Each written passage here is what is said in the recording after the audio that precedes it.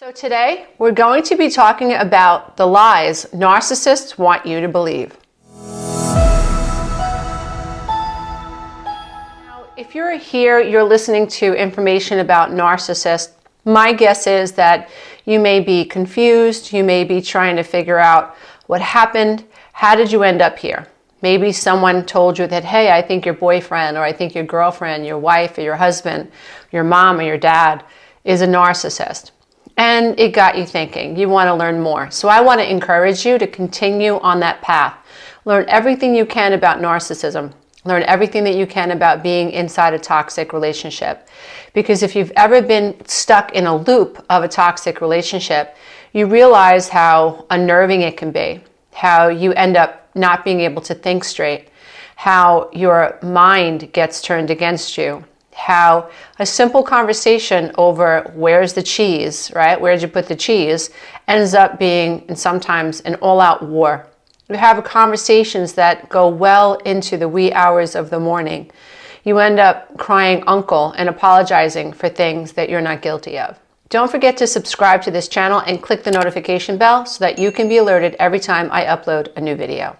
One of the things that I'm grateful for after coming out of a narcissistic relationship is I realized when you're dealing with narcissistic people, they don't change. They have no desire to change. And what ends up happening is if you're someone who wants to grow and you're born to grow and you feel it within your soul, like I'm here to grow, I'm here to expand, then what you realize is that in letting the narcissist go or letting a manipulative person go, you end up growing. So it's sort of weird, right? Like I grew because someone refused to grow. And so I think that that is one takeaway that a lot of people who have been in a relationship with a narcissist ultimately come to realize that I couldn't change them. They had this cognitive bias towards me. They didn't see the good in me. And no matter what I did, it was never good enough and I couldn't change them.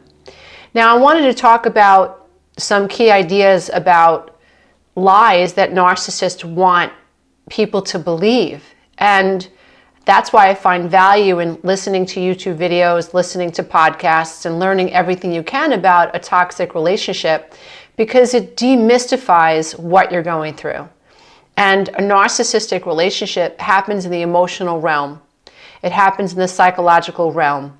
You end up feeling overwhelmed by your emotions. You end up living in fear of upsetting this person. There's a trauma bond that's been created. So you are praised one day and then you are put down the next day. And everything's great on Tuesday, then everything falls apart again on Friday. So you become addicted to seeking this other person's approval. You become addicted to making sure that they're okay, right? Because you are now in fear of a negative outcome. So it's cyclical and it's very easy to lose yourself inside a toxic relationship. When there's screaming, when there's yelling, and you're confused and you're in a state of fight or flight, you're not thinking straight. And that's why I always tell people, you have to understand that someone who is toxic wants to trigger you. They want you to feel derailed. They want you to lose it. They want you reactive. And so I believe that it's utterly important to learn how to think. You know, if you know how to think, then no matter what problem comes across your path, you feel competent and capable of resolving the problem. The goal is not to not have problems because we're always going to have problems. But if you develop the ability to think through a problem and to observe a problem and to figure out what has caused the problem, it's so much easier from a detached space to find resolution to the problem. So why is there value in understanding the types of lies that a narcissist wants you to believe? Narcissists, believe it or not, can be fairly predictable. And they probably don't think that they are. They probably think they're very unique and very clever and no one's ever going to figure them out. But if you've dealt with enough narcissistic people in your life, you will eventually see a pattern emerge. And so I think if we can help people see the pattern through means like this, through outlets like this, such as a podcast or a YouTube video or and an opportunity to listen to someone who has seen the pattern, then it is easier for a person who is in a toxic relationship to see the pothole before falling into the pothole. If you don't know that a pothole is a pothole and it ruins the tires on your car, like I talk about in Quantum Tools to Help You Heal Your Life Now, then you just keep driving into the pothole because you're not linking the pothole to the flat tire.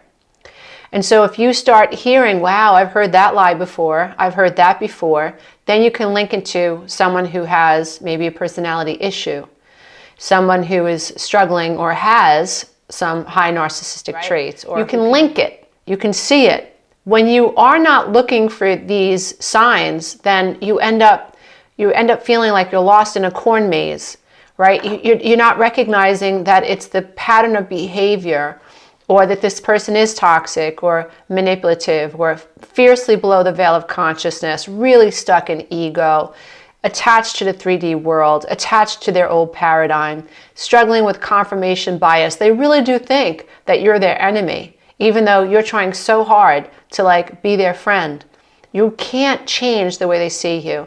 So let's talk about some of these lies and see if we can demystify some of them, and see if any of you walk away with a better understanding of what's going on, which will give you clarity. You're going to be able to cut the cord to someone who uses these lies against you. So the first lie is you're not good enough. So a narcissist wants you to believe and feel and vibrationally exist as if you're not good enough. Why? Well, if we understand that narcissists exist to dominate and control, so what they want is power.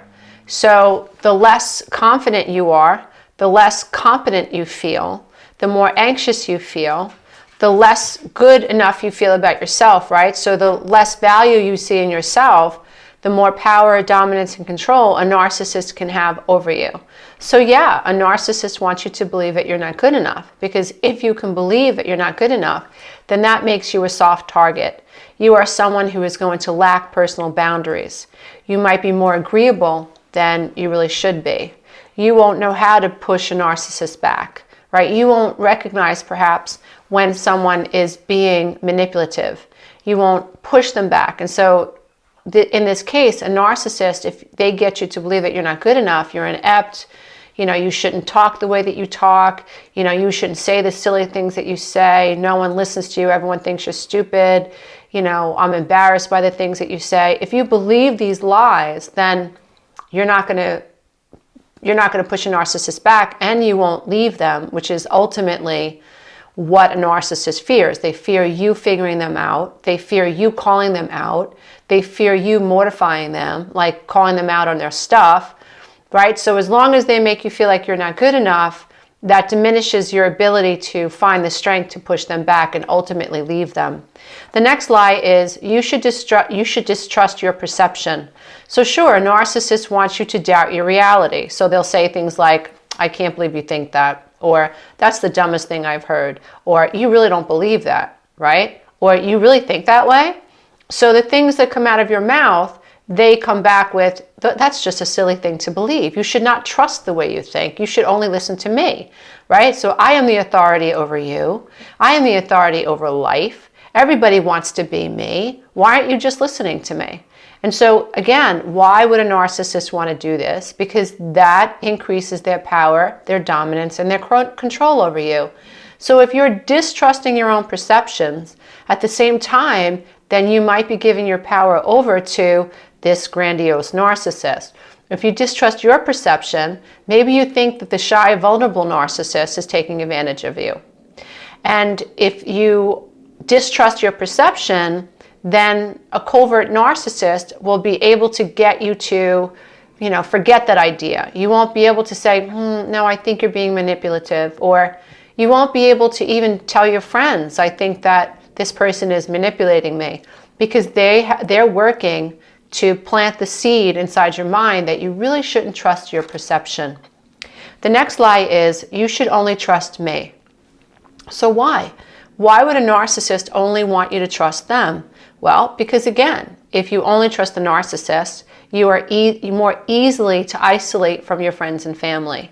If they brainwash you to believe that you can't trust your mom, you can't trust your dad, you can't trust your sister, your brother, the people that know you the most and probably love you the most. Not always. Sometimes it's actually your family that's the narcissistic one, the narcissistic issue, right? So sometimes it's your family that's your Achilles heel. But we all know people who have been in narcissistic relationships who we love, and we know that their partner, their spouse, even their friends are trying to get the target to distrust the people that love them the most. I get letters from moms and dads all the time saying, my son married what I think is a psychopathic woman, or my daughter is dating a narcissistic boyfriend and he wants to move her to Brazil. And they do nothing but argue, they do nothing but fight.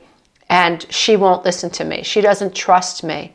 He keeps telling her that I'm trying to control her. I'm just trying to give her the best chance at making a rational decision. But she isolates now. She's pushed all her friends away. She's losing a ton of weight because he says that her hips are too big, and that if she really loved him, she would lose weight for him so he would find her more attractive. I mean, these are the types of letters I get quite often. And so what is this all about? This is about a narcissist wanting you to believe that you should only trust them. They are the authority in your life. They are the only person that you should take any counsel from. And not only should you only trust them, you should absolutely distrust everyone else. This gives them power and control over you. The next lie is, no one will ever love you as much as I do. You know, this is creating a fear in you or the target. When someone says no one's going to love you the way I love you, we have to be very careful about creating space, because that's just a bold-faced lie. Who the heck is this narcissist to tell me or to tell you no one is going to love you the way I love you? Well, I certainly hope not, because love should also include respect, right? Love should not be rooted in fear. Fear of being persecuted, fear of being projected upon. That's not love. That is not love. That's toxicity, right? That's dominance, that's power, that's control. And so how dare someone say, no one is going to love you as much as I love you? What is that all about? Well, a narcissist really wants you to be afraid of letting them go. A narcissist wants you to feel insecure. A narcissist wants you to distrust your ability to manifest a healthier relationship, because a narcissist wants to believe that you would never want anyone else but them. They want to believe that you are the person that puts them on the pedestal, and you wouldn't even think about leaving them for someone else. They don't want you happy with someone else. They want you believing that this is the best that it's going to get, and you should be thankful for it, right? If I had $1 for every time someone told me, no one is going to love you as much as I love you, no one's going to treat you the way I treat you, you're never going to have it as good with someone else, as good as the way you have it with me, you should kiss my feet because of what I offer you. You know, and when you're struggling with self-esteem, and when you're struggling with childhood emotional neglect, abandonment trauma, codependency, right, or an eating disorder, you have something in your past that has caused you to feel like there's something wrong with you. When someone threatens you with, no one's ever going to love you the way I love you, you really shake in your bones. You think, oh, maybe that's true, you know, maybe this is good. You actually believe what people are telling you, because you have so little self-confidence in your right to be happy. The other issue is, when you come from neglect and you come from abandonment, you don't have a frame of reference for happy, right? That's why so many people who struggle with codependency, childhood emotional neglect, trauma bonding from childhood, abandonment, being pushed around in foster care, all different types of terrible things that can happen to a child, you don't have that jumping off place of happiness.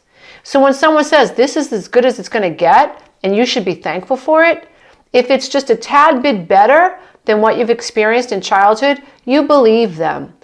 You know, if all you were ever offered your whole life was a crumb, like breadcrumb, to you that's a meal. And when someone comes along, they offer you 2 breadcrumbs, you think you're so fortunate, you're so lucky. I believe this is what my mom did. My mom grew up with two alcoholic parents. And so when she met met my dad and manifested that marriage, he was better than her two parents, and the life that they had was better. But I have to say, I think that both my mom and my dad settled because the little bit that they had was so much better than what they grew up with. And they were afraid to let go of the second or third breadcrumb. Yet they could have had so much more. And so many of us can have so much more.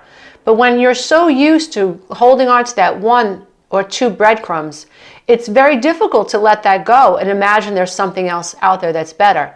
So a narcissist will say to you, no one's going to love you as much as I do, because they want to create this scarcity mindset. They want you to be afraid of letting go of what you do have. They don't want you to let go and believe that you can have more. And so why? Because this assures that you are the one that just acquiesces to them. You're living in fear. You end up running around like a chicken with their head cut off, trying to please them. You're so afraid to lose the second or third breadcrumb that they're conditioning you to believe only they can give you. So they get you to believe that it's not going to be any better. That's it. Put up with this. Put up with the drinking. Put up with the cheating. Put up with the gaslighting. Put up with me farting in front of the television and offending you and your girlfriends, right? It's not going to get any better than this. No one's going to love you as much as me, dear one, you know? All of this nonsense. And what's happening in that space is you're not even asking yourself if this is what you want. You're not checking in with self because you're in fear. You're in fear of losing what this person is actually offering you. And you believe it. And if you struggle with codependency, there might be a part of you that's feeling like, yeah, they're right? You may even feel selfish about wanting more because this person is insinuating that you are wrong for wanting more than what they're willing to give or what they can possibly give. So be careful for that one. The next lie is, you're nothing without me. Sure, a narcissist wants you to believe that your life would be absolutely in the crapper if you broke up with them. That if you didn't have them in your life, then nothing that would ever happen to you again would be fulfilling. Nothing that would ever happen in your future life would be worth anything without them in your life. Why is this important? Because a narcissist needs you. They need you to believe that you need them. That's another lie. A narcissist wants you to believe that you cannot exist on planet Earth without them. A narcissist wants you to believe that you'd be nothing without them. Why? So that you never leave them. So that you acquiesce. So that you people please. So that you continue to tolerate whatever it is that they're throwing your way. And you don't speak up. You don't push back. So if they want to leave and go to Brazil or go to Australia, or if they want to do whatever it is they want to do, you're not pushing back. You actually become impregnated with the idea that you have to listen. You become downloaded to believe that, oh no, it's all about him, it's all about her. I have to listen to everything that she says. I'm nothing without her. You know, if you say something to someone over and over and over and over and over, they start to believe it. They start to believe it. You know, if you tell someone, my husband always says this, he says, give someone a label or give someone a name and they play the game. So if you tell me that I'm nothing without you, and you say it over, and you find 1,000 different ways to say it, if I don't take a step back and find that space in my thought to ask myself, why would someone want me to believe that? Because if you really love me, you don't want me to be with you, and it's a tall order, but if you really love me in a healthy way, you don't want me to be with you if I don't feel like I should be with you. That's healthy love, and we all strive for that. But yeah, healthy love is, if you don't want to be with me, I want you to be with the person that you really need to be with. Because if you don't want to be with me, that means there's a divine mate out there that's better suited for me. And all I have to do is acknowledge that and hold on to that reality and believe that and let you go in love and light so that you can be happy. Because what you bestow on another person is the energy that you sow into the universe, and the energy must return to you. And so it's important that we recognize that what love is and what love isn't. Anyone who's saying to you that you are nothing without me is not coming from an authentic, unconditional, loving space. They're coming from domination. They're coming from a dark energy. This is not light energy. This is dark energy. And this is someone who's living below the veil of consciousness, has a tremendous amount of fear, a tremendous amount of vulnerability.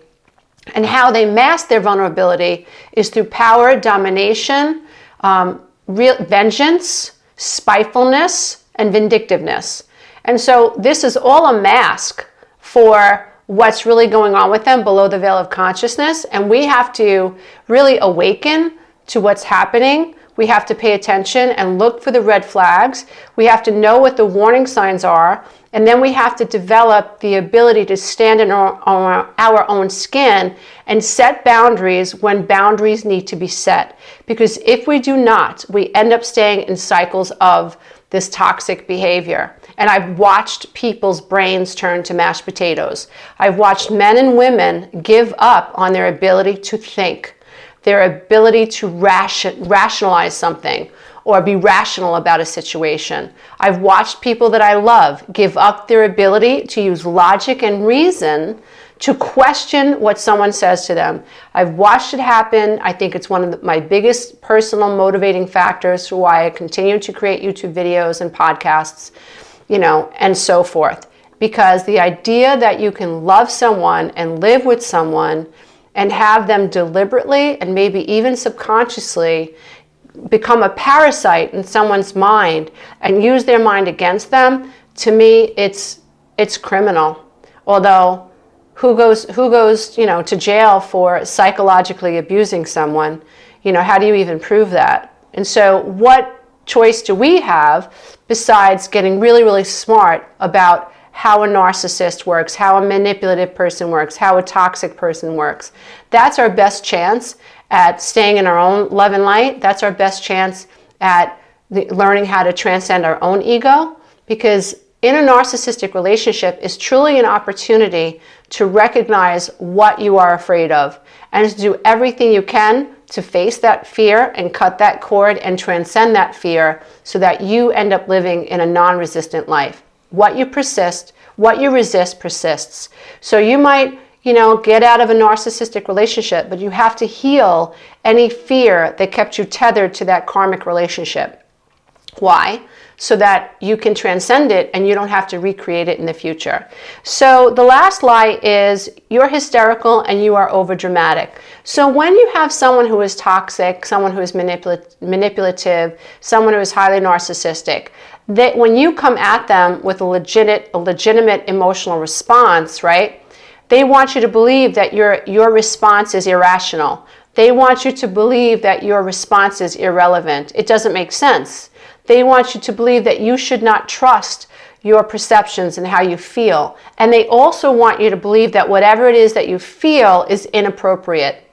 Now, why would a narcissist want you to do this? Well, a narcissist who gets you to believe that your lies are irrelevant, they don't make sense, they're hysterical, they're just, overdramatic. Now, a narcissist, it's so sad, has found the ability to make you shake inside your own skin before you even verbalize how you feel or what you think.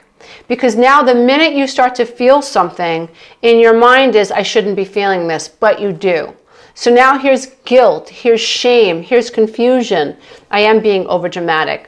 So now, the next time you open your mouth, you feel this stop sign, this internal stop sign. No, I might be dramatic. I can't trust how I feel. Now they have found a way to silence you within your own self. They have found a way to basically gag you, right? So they create this weird gag order inside your own being. Be afraid that you're overdramatic. Be afraid that your experiences are irrational. I lived through this. I know exactly what I'm talking about when I refer to this issue, because I was told over and over and over I was dramatic. I was the negative person. Nothing I said ever made sense. No one thought like I did, right? I was a flake. I was a wacko, right? And what did that do? It conditioned me to be afraid to feel and to express. It was terrifying. But I can tell you that it's so courageous to look at someone in the eye and know that they're going to call you crazy. They're going to make fun of you. They're going to say you're overly dramatic. When you find the courage to say, You're entitled to your opinion, but this is how I feel about that situation. And I am not being dramatic. I am not out of control. I'm stating a fact. This is how I feel. And even if you don't agree with me, this is how I feel. Deal with it. This is how I feel. Deal with it. This is how I feel. Deal with it. And once a narcissistic person begins to feel that you are beginning to push them back, it is the beginning, hopefully, of the end of their ability to continue to manipulate you for their own gain. This is not something that happens overnight. I have learned to deal with this type of behavior and overcome this type of targeted attack over time, many years. And through falling on my face many different times and getting back up again and just simply asking myself, like, what did you learn in this situation? Did I make mistakes? Yes. Did I embarrass myself? Yes. Am I sorry for the way that I've overreacted in the past? Yes. But I can also tell you this, when you are dealing with someone who is picking at your skin and picking at your skin and picking at your skin, there is a point where you end up biting back. And that is when you bite back, that's when the people who are highly narcissistic point the finger and they go, look how hysterical she is. Look how ridiculous she is, right? That one time that you're like, I can't take this anymore, right? Everybody wants to label you the crazy one. That happens. I wish that I could say that that never happened to me, but it did. But it came because I was so codependent and the programs were like a motherboard in my head. My mind was a computer, there was a motherboard, it was in control, not me, it was not me, it was my programming. And I had these whacked out beliefs that caused me to believe that I needed this person, I didn't have a right to my feelings, I needed to people please, I needed to shut up, I needed to not rock the boat, I needed to be afraid of speaking my truth, I needed to be with this person for the rest of my life, I couldn't make it on my own. I believed all of this craziness. And these crazy beliefs actually were running my life and they were preventing me and my soul from evolving. But when I found the power, when I understood what was wrong was not me, it was just my programming.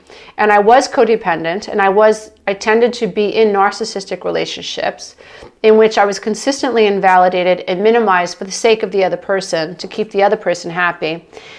When I began to realize that this was my issue, I found the power to change it. And that's why in the kind of work that I do, I talk a lot about what we're doing wrong, right? Listen, it's not all unicorns and, leprechauns and, fairies in the wilderness. We have to pay attention to what we're doing wrong.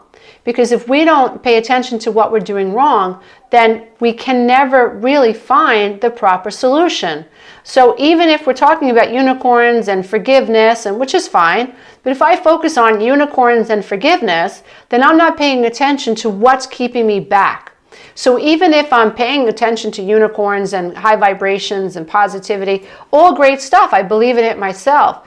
But if there are patterns and there are paradigms and there are programs in my subconscious mind that are dysfunctional, no matter how positive I am, I'm going to recoil. So I just found in my own life, it's better to do the recovery work from the ground up. It's better to figure out what went wrong, how it went wrong, why it went wrong, and what were the beliefs that were created due to these childhood experiences that are keeping me tethered to these karmic narcissistic relationships in my adult life. Part of that is understanding the way a narcissist's mind works and why it is they need to maintain dominance and control of you. Because they're frightened, they're terrified, they don't want you to leave them.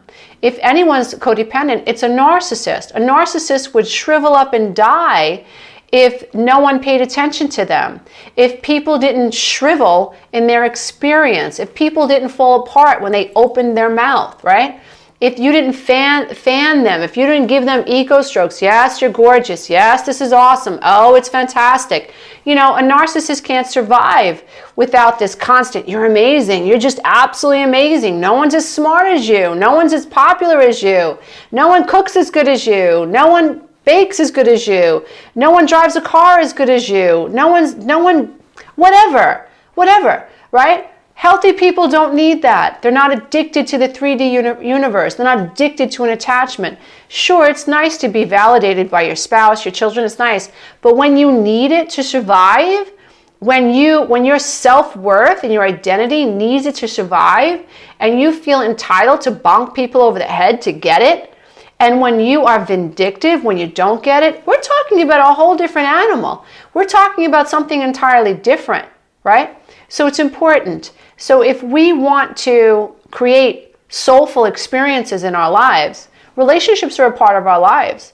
And we have to acknowledge when we are in relationships with people who are preventing our personal growth. Because the whole point is to come here and be a 100-watt light bulb, not a 5-watt light bulb, a 100-watt light bulb, right? Seriously, you have a light inside of you. And when you find that light and you let it shine, you help other people turn on their light. But when you're dealing with someone who's a narcissist, their light is not turned on. And they don't want your light to turn on, right? When you turn the light on, you see the dust, right? You see the fingerprints on the stainless steel refrigerator, right?